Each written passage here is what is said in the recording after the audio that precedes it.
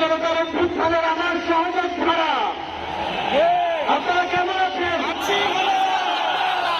আমার সামনে আজ এই ইসলামী আন্দোলন বাংলাদেশের মহাসমাবেশে যে লক্ষ ছাত্র জনতার উপস্থিতি, তারাই ছিল আমাদের জুলাই অভ্যুত্থানের অন্যতম সহযোদ্ধা।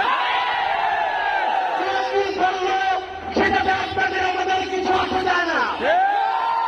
যতক্ষণ জুলাই অভ্যুত্থানের ওই স্পিরিটে নিজেদের বুকে ধারণ করে শহীদের যে আত্মত্যাগ, জুলাইয়ের যোদ্ধাদের যে রক্ত দেওয়া, সেগুলোকে আমরা যতক্ষণ ধারণ করে সামনের দিকে এগিয়ে চলবো, ততক্ষণ কারোর প্রপাগান্ডা আমাদের কিছু আসে যায় না।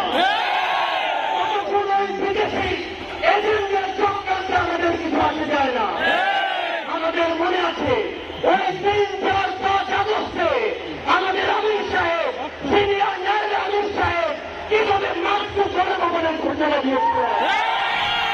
আমরা স্পষ্ট করে আপনাদেরকে একটা কথা বলি, এই 24 পরবর্তী বাংলাদেশে আমরা যারা অভ্যুত্থানের সহযোদ্ধা ছিলাম, আমরা যদি ঐক্যবদ্ধ থাকি, আগামী বাংলাদেশে আর কোন প্রাচীন, কোন নামে, কোন ব্যক্তিকে সামনে রেখে, কোন দলকে সামনে রেখে এই বাংলাদেশে দাঁড়াতে পারবে না।